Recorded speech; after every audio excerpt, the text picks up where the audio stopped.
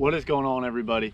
So this is the breakdown of the fourth Major League Fishing BFL on Lake Okeechobee, September 18th and 19th.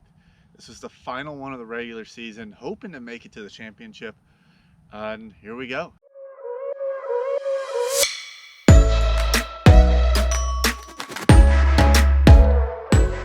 Hey everyone, before I get going on this breakdown, I want to tell you about something really cool that just got released. It's called NEXTFISH Premier.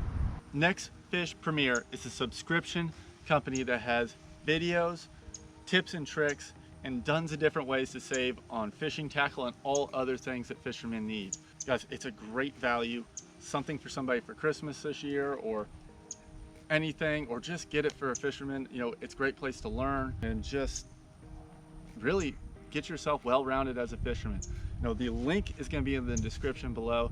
Check it out and sign up. So if you haven't seen the practice video, Mitchell from LFT Adventures came out and filmed it with me and helped me practice. He put it out on his channel.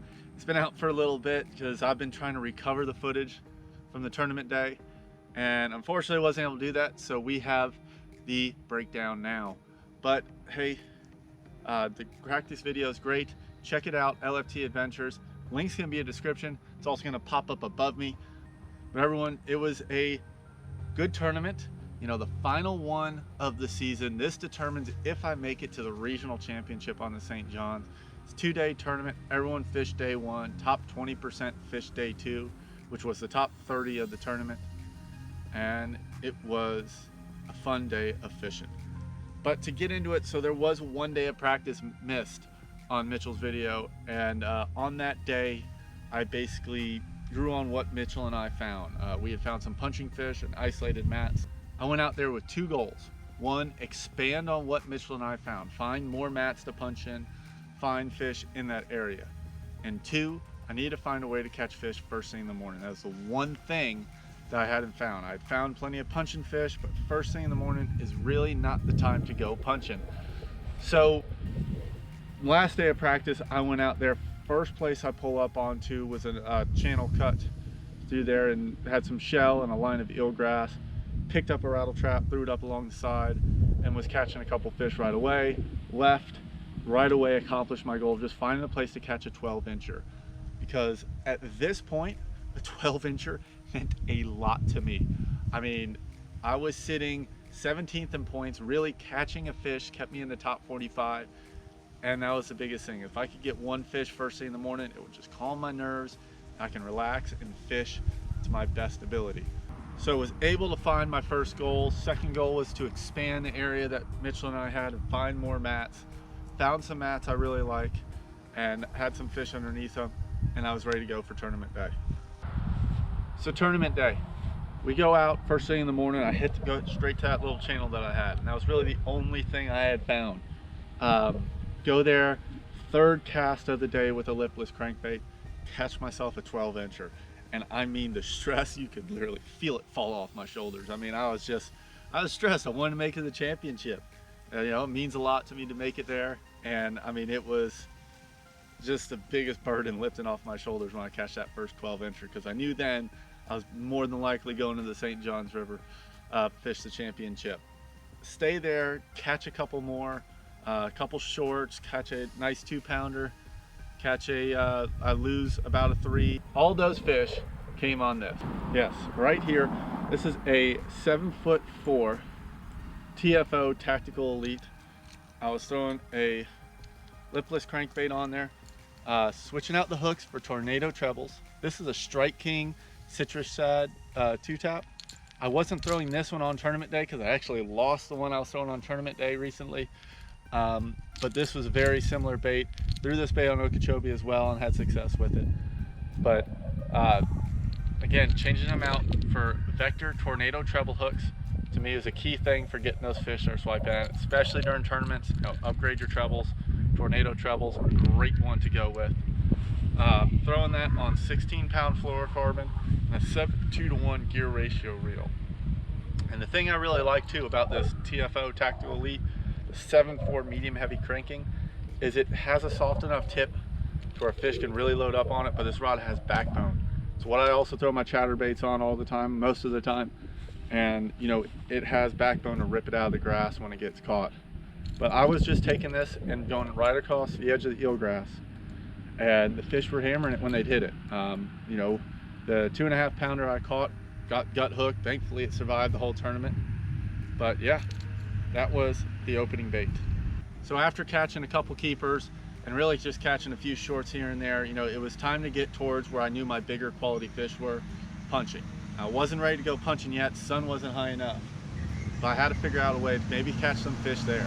And out in front of the mats was a line of eelgrass. So I figured, you know, maybe we'll go there in the morning, try some eelgrass, and really bounced the idea off my partner. He thought it was a good idea too. So I said, you know what, let's go do it. So we head over near the spot where the punching fish were.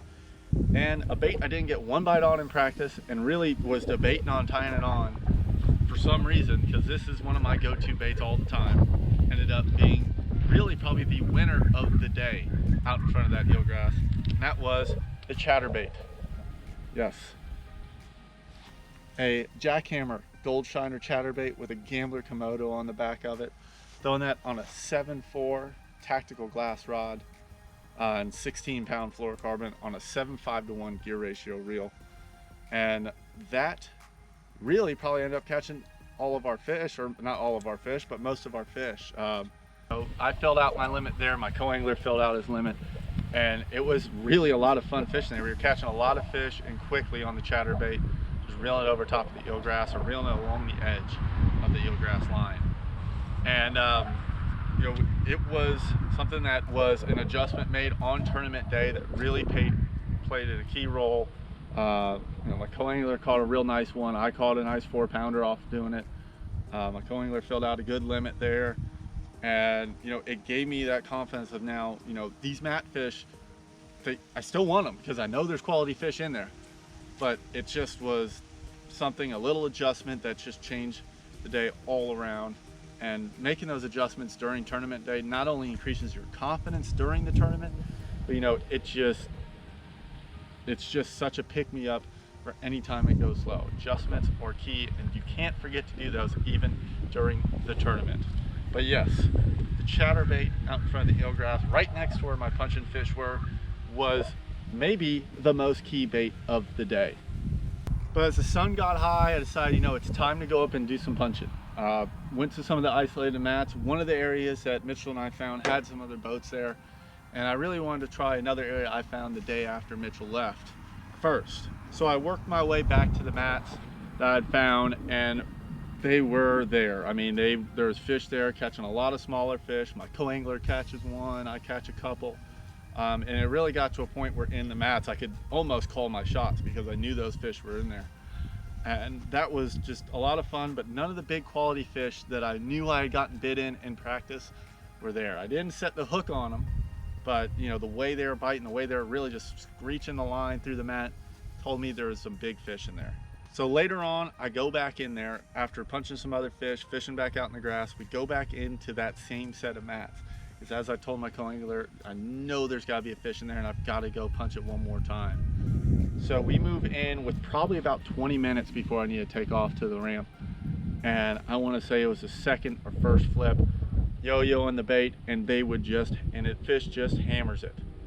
I set the hook, I knew it was the right one. Boat flip in a nice 5-pounder to really cap off a good day of fishing, and I thought secure me a second day on Lake Okeechobee. And the setup I was using for flipping those mats is right here. I had a 1.5 ounce Woo Tungsten, triple pinned to a 4/0 Vector Mayhem flipping hook, using a Gambler black blue tip, why not? And I was throwing that on an 8-foot TFO tactical rod with 65-pound Cortland silent flip. And let me tell you, this Cortland silent flip to me is key if you're a punching guy. If you like punching a lot, very key, especially in somewhere like Lake Okeechobee that's very highly pressured. You know, it's meant to go through the water quieter, meant to go through those mats quieter. And you pick up more bites, I believe, with it, especially even fishing behind people. You know, it is something that I will always have on my punching rod. And I use it actually on a lot of my topwater rods as well, because I believe it makes less noise on the surface, and there's times where that is key as well. But this is always my go-to punching bait too, the Gambler black blue tip. Why not? Again, 1.5 ounce Woo tungsten. I like to triple pin it just to really make sure it stays in place. And the 4/0 Vector Mayhem flipping hook keeps those fish pinned coming through the mats all the time. And of course, like I said, the TFO 8-foot extra heavy tactical rod. This thing is a meat stick and a workhorse, and it will pull those big fish out of the mats. And one more thing too, you know, I use this on all my baits throughout the day, especially punching fish. I think it's a very key thing to use, and that's some Liquid Mayhem. I was using the shad scent all day because I believe those fish were feeding on shad. But Liquid Mayhem, I put it on all my punching stuff. I had it on my chatterbait, even had it on my lipless crankbait. And guys, this stuff helps you catch fish, helps the fish hold on. Another thing key with the mats, with that big weight, sometimes fish will hit it and let go. When you put some Liquid Mayhem on there, it helps them hold on to it just for that second longer at the very least. And that can be a difference between catching that 5-pounder that finishes off your big bag or not. So Liquid Mayhem is something that I always use, and I always suggest anyone I talk to use.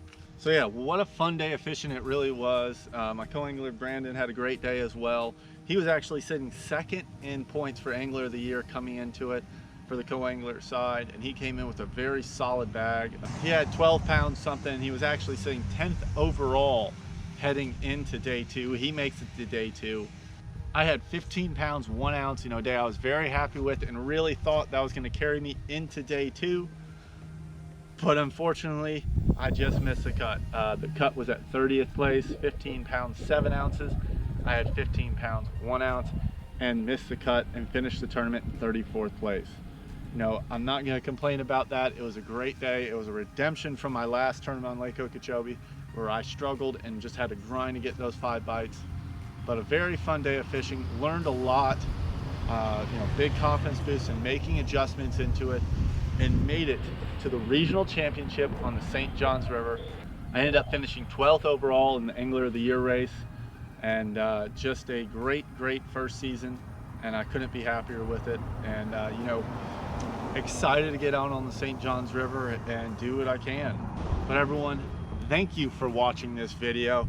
If you like it, like it. If you like the channel or you want to see some of the St. John's footage that's coming up, you know, hit that subscribe button.